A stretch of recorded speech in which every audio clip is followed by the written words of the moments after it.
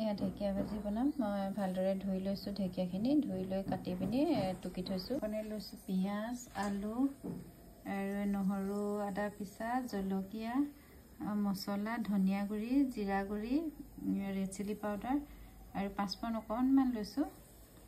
Boil কৰা প্ৰসাদৰ বুট কেইটামানো লৈছোঁ ঢেকীয়া শাকৰ লগত দিবলৈ। তেল লৈ লৈছোঁ, আপোনালোকৰ হিচাপত ল'ব। মই বৰ বেছি তেল নিদিওঁ, কমটিয়ে দিওঁ। তেল গৰম হৈছে, ইয়াতে মই পাঁচফোৰণ দি দিম। এতিয়া পাঁচফোৰণ দি দিম মই আদা নহৰু পিচা জলকীয়া দি দিম।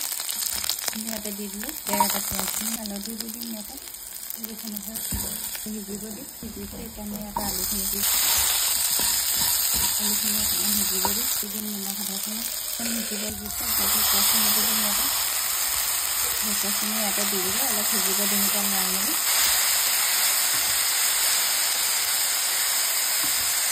উতলি থাকোঁতে এতিয়া বুটকেইটা দি দিম। ইয়াতে ঢেকীয়াখিনি মানে অকণমান পানী দি তিয়াই থৈছিলোঁ যে কিবা পোক চোক থাকে বুলি মই এনেই গৰম পানী অকণমানে তিয়াই থৈ দিওঁ। আপোনালোকে গৰম পানী অকণমান তিয়াই থৈ দিব, তেতিয়া মানে এয়া সেইকাৰণে পানী ওলাইছে অলপ।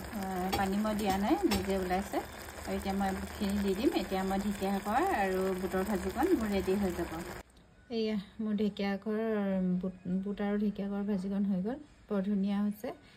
আপোনালোকে এনেকৈ বনাই চাব, খাই ভাল পাব। এনেকৈ প্ৰসাদৰ বুটকণ এনেই পৰি থকাতকৈ নহয়নে, কেতিয়াবা আমি খাই মেলি কিছুমান এনেই থাকি যায়, সেইকণ আপোনালোকে এনেদৰে বনাই খাব, বহুত সোৱাদ হয়। ধন্যবাদ। আজিলৈ আহিছোঁ, বাই।